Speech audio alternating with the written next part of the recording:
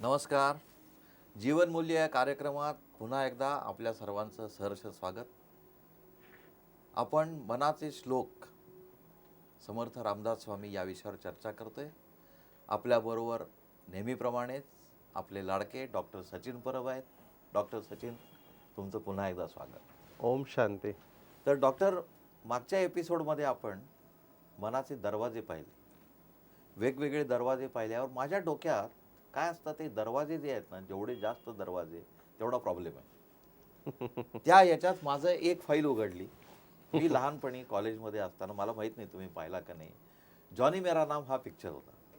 आणि त्या याच्यात असे दाखवले, ते गाणं जे आहे कुठलं तरी, आणि त्या याच्यात एका दरवाजातनं तो येतो देवानंद, ती बंद केल्यावर दुसऱ्या दरवाजातनं येतो. आपले जे विचार आहेत, आपले जे मनाचे दरवाजे आहेत, तुम्ही म्हटलं तर की एकच दरवाजा ठेवा, राजद्वार ठेवा, बाकीचे दरवाजे बंद करा. हे दरवाजे जेव्हा उघडायला लागतात, मी दरवाजे जेव्हा जास्त ठेवतो आणि दारवान जो आहे तो एकाच ठिकाणी असला, तर मला वाटतं तो प्रॉब्लेम जास्त होतो. त्याच्यानं कदाचित वेगवेगळे प्रॉब्लेम्स चालू होतात का ॲज अ डॉक्टर. दरवाजे बंद कसे करायचे? Yes, there you are. तुम्ही अतिशय समर्पक ह्याला पकडलेलं आहे आणि पुढे आपण ह्या गोष्टीवर चर्चा पण करणार आहोत. होतं काय की तुमची शक्ती किती आहे, असं नाही की तुम्ही एका वेळेला 10 दरवाजांवर लक्ष ठेवू शकत नाही. येस, इट इज पॉसिबल, पण तुमच्यामध्ये तेवढी शक्ती पाहिजे. योगी लोकांमध्ये ती शक्ती असते. मी म्हणेन की मला हे फार आवडतं की सध्याचं जे विज्ञान आहे ना, तुम्हाला जर अध्यात्म कळत नसेल काही प्रॉब्लेम, तुम्ही विज्ञानाला स्टडी केलं ना, तुम्ही अध्यात्माकडे पोचता. हां, किंबहुना मी असं म्हणेन की जेवढे पण मोठे शास्त्रज्ञ होऊन गेले ते शेवटी अध्यात्मवादीच होतात. तुम्ही जेव्हा हे 10 दरवाज्यांवर लक्ष ठेवायचं बोलत होता, तर माझ्या डोळ्यामध्ये एक चित्र आलं. ते काय चित्र होतं म्हणून की आता ज्या सोसायटीमध्ये मी राहतो, आपल्याला सर्वांना माहिती आहे की सिक्युरिटी, सुरक्षितता फार मोठा विषय आहे चिंतेचा. आणि आजकाल सगळीकडे CCTV लागलेले असतात. तर हे CCTV म्हणजे क्लोज सर्किट टेलिव्हिजन आम्ही याला म्हणतो. छोटासा कॅमेरा असतो आणि त्याचं सगळ्याचं प्रतिबिंब एका लॅपटॉपमध्ये दिसत असतं. म्हणजे एका लॅपटॉपमध्येच्या स्क्रीनवर कॉम्प्युटरच्या मला 10 दरवाजांमध्ये काय चाललं आहे मी एका ठिकाणी बघून ऑब्झर्व करू शकतो. कळलं ना? आता त्या बिल्डिंग सोसायटी फार मोठी आहे, प्रत्येक फ्लोअरवर कॅमेरा लागलेला आहे. तर प्रत्येक ठिकाणी मला वैयक्तिकरित्या असणं कठीण आहे, पण मन हे माझ्यामध्ये आहे. त्यामुळे मी माझे हे 10 दरवाजे, जर माझ्यात शक्ती असेल तर मी ते ओपन करून त्याच्यावर लक्ष ठेवू शकतो. पण तेवढी माझ्यात शक्ती पाहिजे. पहिलं तर जसं आपण पाहिलं की दरवाजातून जातं काय आणि बाहेर काय येतं, देवाणघेवाण काय होते ते मला कळलं पाहिजे. ठीक आहे. तर सुरुवातीच्या स्टेजला मला कळतं की एकच दरवाजा आहे आणि ह्या दरवाजामधून जास्तीत जास्त आपण कचरा आतमध्ये घालत असतो. ह्याला आम्ही कॉम्प्युटरच्या भाषेमध्ये गिगो प्रिन्सिपल म्हणतो. गिगो गिगो म्हणजे GIGO, garbage in garbage out. कचरा का मी म्हणालो तर TV, न्यूजपेपर चांगले माध्यम आहेत, पण ह्याच्याद्वारे आपण घेतो काय आहे? जर आपण अशा गोष्टी बघतो किंवा ऐकतो किंवा चिंतन करतो किंवा चर्चा करतो, जेणेकरून कचराच तुम्ही दरवाजाद्वारे ढकलतात, तर जिथे कचरा आहे तिथे मच्छर येणार आणि मच्छर चावणार, त्रास तुम्हाला होणार. ठीक आहे ना? दूषित वातावरण. तर एक दरवाजा सुरुवातीला माहिती असतो, नंतर जसं तुम्ही म्हणालात ना, ते फार सूक्ष्म आणि गुह्य आहे. मागच्या अध्यायात आपण पाहिलं, मागच्या एपिसोडमध्ये आपण पाहिलं, हे मनच दरवाजे बनवतं आणि दरवाजे बदलतं. आणि तुम्ही जो शब्द आता वापरला खिडकी, तर खिडकी ही दरवाजापेक्षा छोटी असते. ठीक आहे. सर्वसाधारणपणे काही खिडक्या मोठ्या पण असू शकतात, दरवाजाच्या तुमचं अपार्टमेंट कसं आहे त्याच्यावर आहे. पण मेन उद्देश की तुम्ही मच्छर खिडकीतून येतात या दरवाजातून येतात जरूर ना, तुम्ही त्याच्यातून काय अलाव करता त्याच्यावर आहे ते. तर डेफिनेटली ह्या खिडक्या पण आहेत. आणि अध्यात्माचा पुरुषार्थ म्हणजे ह्या सगळ्या चोरवाटा शोधणं हाच पुरुषार्थ आहे की ज्याच्यातून आपली एनर्जी लीक होते आहे. आम्हाला परमात्मा शिवबाबाने अतिशय सुंदर महावाक्य सांगितलं, मला ते खूप आवडतं. तर परमात्मा शिव बाबांनी आम्हाला सांगितले की बच्चे आप इतनी मेहनत करते हो, अच्छी मेहनत करते हो, पुरुषार्थ करते हो, पर अपना लीकेज को चेक करो. लीकेज कहाँ से हो रहा है. जसं एखादं भांडं असतं त्याच्यात तुम्ही पाणी भरता, म्हणजे फार मेहनतीने पाणी भरता. तसं आता उन्हाळ्याचे दिवस चालले, पाणी कमी होत चाललेलं आहे, दुष्काळ आहे महाराष्ट्रामध्ये, आणि तुम्ही फार मेहनतीने पाणी जमा केलं आहे आणि त्या भांड्याला खालून होल आहे, छिद्र आहे. तर हे छिद्र ह्या पळवाटा आहेत आणि आत्म्याची शक्ती या छिद्राद्वारे नष्ट होत असते. Discharge. So you have to close all the gates. ठीक आहे ना. आणि एक चेहरे पर अलग चेहरे मत लगाओ, आतून बाहेरून एक राहा, हे पण मनाच्या श्लोकांनी सांगितलेलं आहे. तर हे दरवाजे आपला राजमार्ग ठेवा आणि फक्त परमात्म्याला एंट्री ठेवा. बाकीच्यांनी गेटवर यायचं, विचारपूस करायचं, तिथून परत जायचं. आतमध्ये त्यांना एंट्री देऊ नका, तर तुम्ही स्वस्थ राहाल मनाने आणि तनाने. म्हणजे मन हे जे आहे आत्ता सांगितलं होतं आपण, दरवाजे जे आहेत ते लिकेजेस ऑफ द पॉवर. जी काही शक्ती जमा करतो ती शक्तीचं लिकेज आहे. ती शक्ती जमा करण्यासाठी दोन गोष्टी आहेत. एक तर लिकेज बंद करायचा, आणि शारीरिक शक्तीसाठी तुम्ही डॉक्टर आहात, तुम्ही सजेस्ट करता की पालेभाज्या खा, विटॅमिन्स खा, नंतर पौष्टिक हे स्निग्ध पदार्थ खा वगैरे वगैरे वगैरे. तर हे झालं शरीर.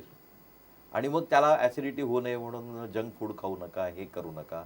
मनाची शक्ती जी वाढवायची, लिकेज तर थांबवलं मी, लिकेज थांबवलं, तर मनाची शक्ती वाढवण्यासाठी काय काय हे जे आहे ते समर्थांनी पण सांगितले असतील किंवा जनरल डॉक्टरी ह्याच्यात पण सांगितलं असेल.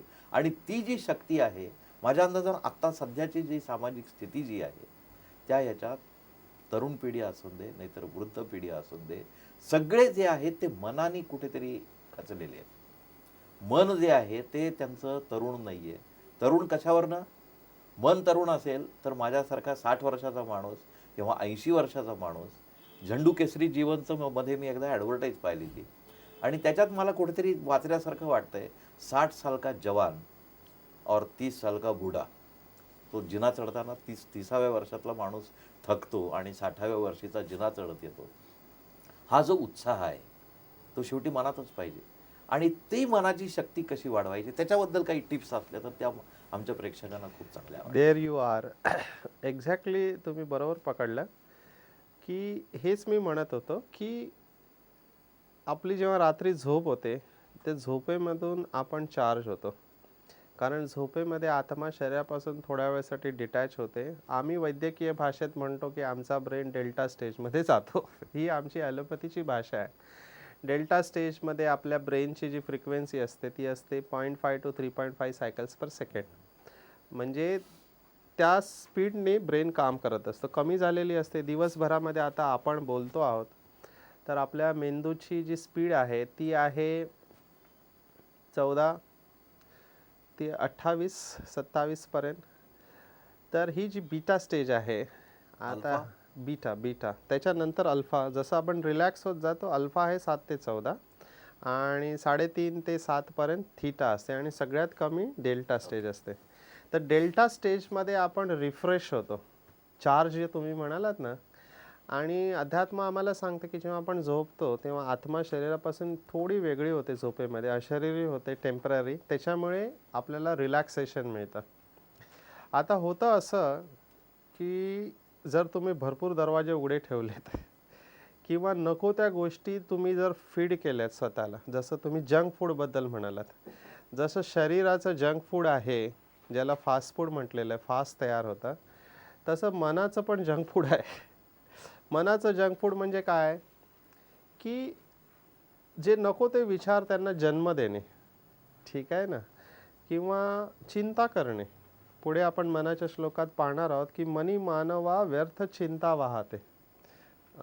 रामदास स्वामींनी खूप छान सांगितलेलं आहे, अकस्मात होणार होऊनही जाते.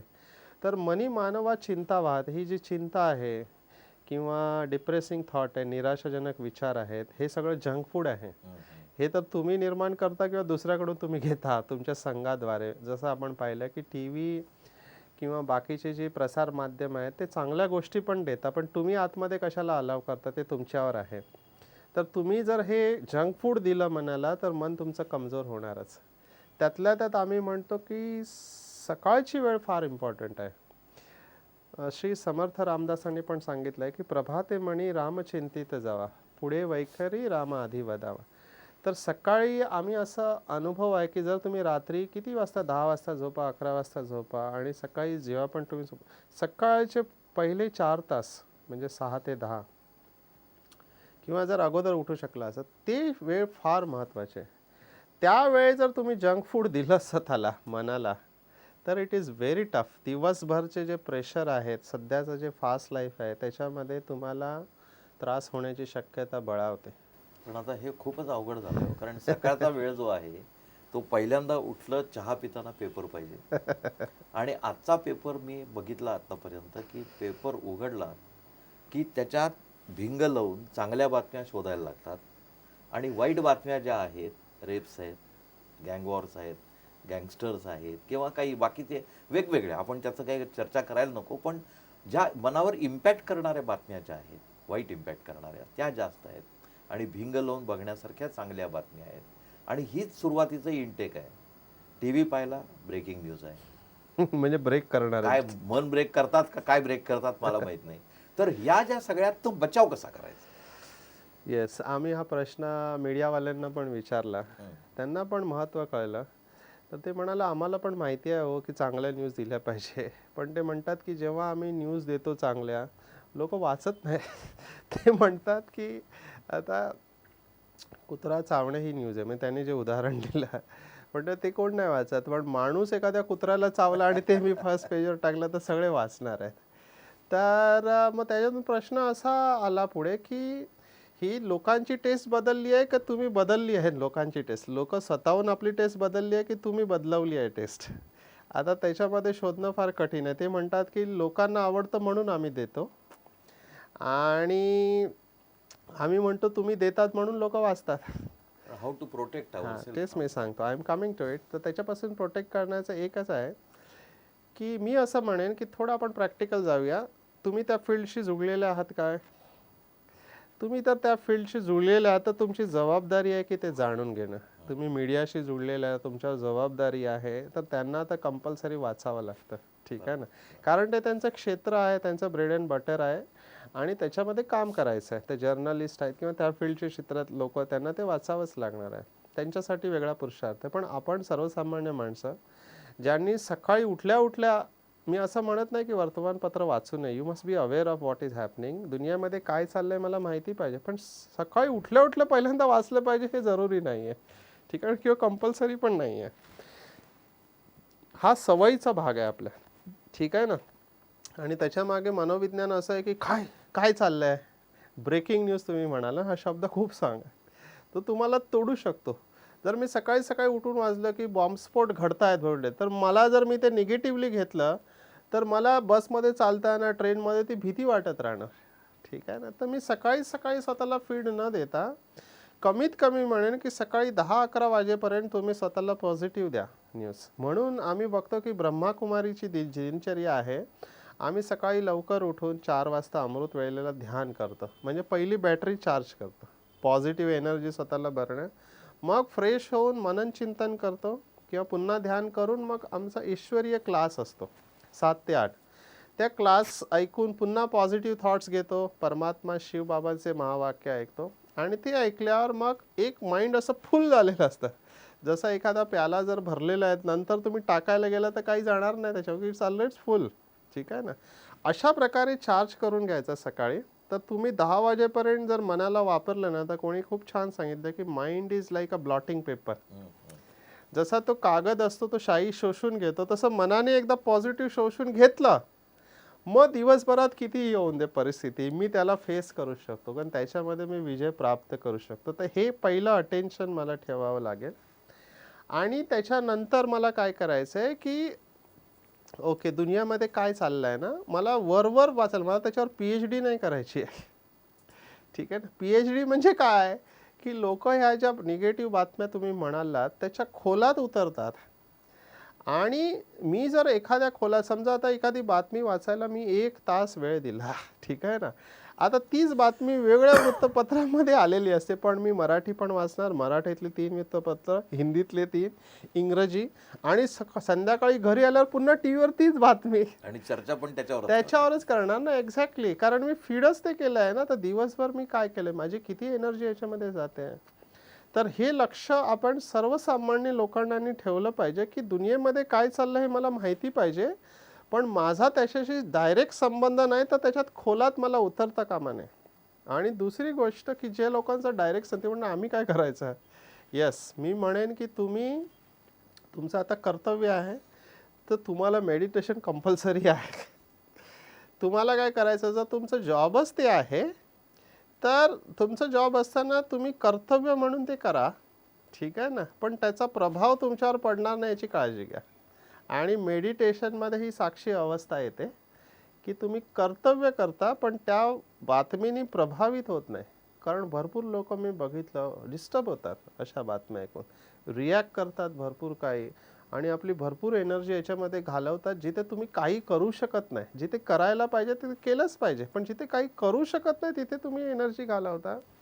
तर ह्या 2 गोष्टींवर आपण लक्ष ठेवलं तर ह्या निगेटिव्हिटीपासून आपण स्वतःला वाचवू शकतो. It is possible. बरीचशी मेडिटेशन मी पाहिली. त्याच्या ह्याच्यात काही ठिकाणी मेडिटेशन जे आहे ते तुम्ही मनाला ब्लँक करा.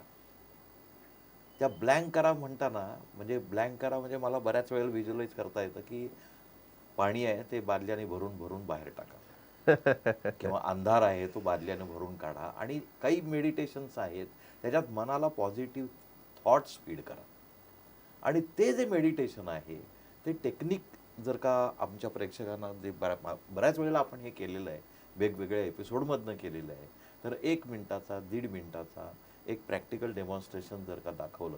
आता बोललो आपण खूप, मनाला पॉझिटिव्ह विचार द्या सांगितलं, फीड करा सांगितलं, त्याचं एक थोडीशी झलक जर का आपण घेतली तर आमच्या प्रेक्षकांना खूप आवडेल. Sure, definitely.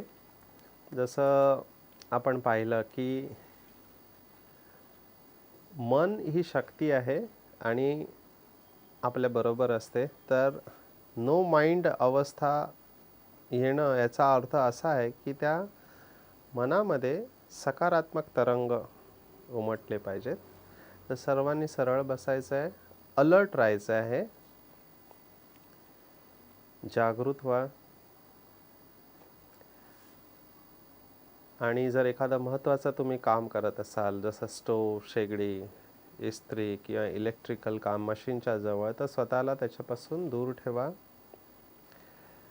आणि एकांतमध्ये बसायचं आहे. एकदम हलकं सोडायचं स्वतःला.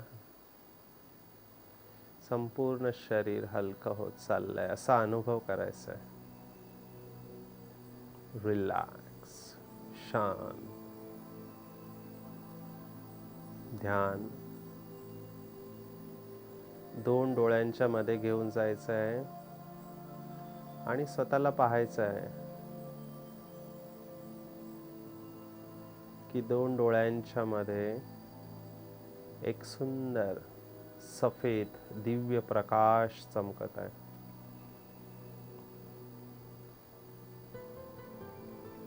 शांत स्वरूप. हे शरीर एक मंदिर आहे आणि ह्या मंदिरामध्ये एक दिव्य प्रकाश प्रकाशित आहे. स्पष्टपणे अनुभव घ्या. आणि हा दिव्य प्रकाश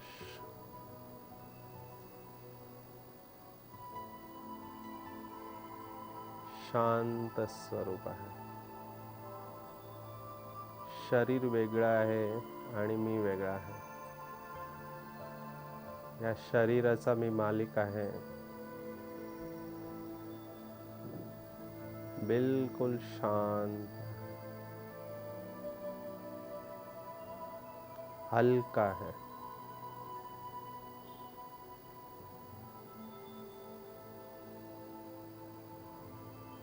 अनुभव घ्या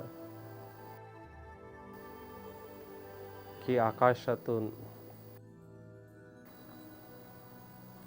परमपिता परमात्म्याकडून एक दिव्य प्रकाश माझ्याकडे येत आहे. हा सफेद रंगाचा दिव्य प्रकाश परमपिता परमात्मा, जे की शांतीचे सागर आहे, त्यांच्याकडून माझ्याकडे येत आहे आणि मी त्याला स्वीकार करत आहे. बिलकुल शांत आणि रिलॅक्स. हा प्रकाश माझ्या संपूर्ण शरीरात पसरत आहे. माझं शरीर देखील स्वच्छ आणि पवित्र होत चाललेलं आहे. माझं मन शांत होत चाललेलं आहे.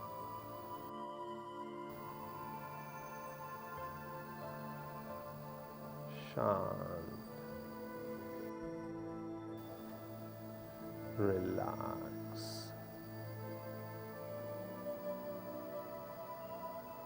या शांतीच्या शक्तीने मी भरपूर होत चाललेलो आहे. मी ईश्वरीय संतान शांत स्वरूप आहे. शांत. ओम शांती शांती शांती. ओम शांती. Thank you doctor Sachin. तर प्रेक्षक हो, आपल्याला हा अनुभव कसा वाटला? आपण सगळ्यांनी अनुभव घेतलाच असेल, शांतीचा अनुभव घेतला असेल. तर या शांतीचा अनुभव मनाद्वारे घेऊन किंवा शांतीचा अनुभव घेऊन मनाला ताकदवान अजून कसं बनवता येईल या विषयावर पुन्हा आपण चर्चा करणार आहे डॉक्टर सचिन परब यांच्याबरोबर पुढच्या भागात. तोपर्यंत डॉक्टर सचिन आपले हार्दिक आभार. आणि आपण पुन्हा भेटणार आहे. तोपर्यंत आमच्या वेबसाईटला www.bkmarathi.com याद्वारे आपण बऱ्याच माहिती गोळा करू शकता. आपले काही प्रश्न असतील तर या वेबसाईटवर विचारू शकता, आम्हाला फोन करू शकता आणि त्या शंकांचं समाधान करून आनंदाचा अनुभव घेऊ शकता. तर पुन्हा पुढच्या भागात भेटूया. तोपर्यंत नमस्कार. ईश्वर निर्मित या सुंदर जगात जगण्याचे कसब ज्याला गवसले तो खरा भाग्यवान. या जगात त्यापेक्षा आणखीन श्रेष्ठ प्राप्ती नसावी आणि ही प्राप्ती आपणाला व्हावी हेच आमचे ध्येय. अत्याधुनिक जगाच्या उंबठ्यावर श्रेष्ठ संस्कृतीच्या भक्कम पायाची गरज आहे. विश्वास हा भारतीय संस्कृतीचा पाया आहे. चमत्कार, मंत्रतंत्र अशा मोजमापात ईश्वराला ना तोलता त्याची खरी ओळख असणे आवश्यक आहे. जगण्याची कला म्हणजे काय, स्वतःची खरी ओळख काय हे जाणून घेण्यासाठी संपर्क करा आमच्या स्थानीय ब्रह्माकुमारी विद्यालयाशी किंवा संपर्क करा या नंबरवर 9422859497. आमचा पत्ता आहे ब्रह्माकुमारी विद्यालय, भानापेठ वाड, कस्तुरबा रोड, चंद्रपूर 442402 आणि आमचा ईमेल आहे bkmarathi@gmail.com. जीवनमूल्य व्याख्यान आणि मेडिटेशन गीतांची DVD MP3 उपलब्ध आहे.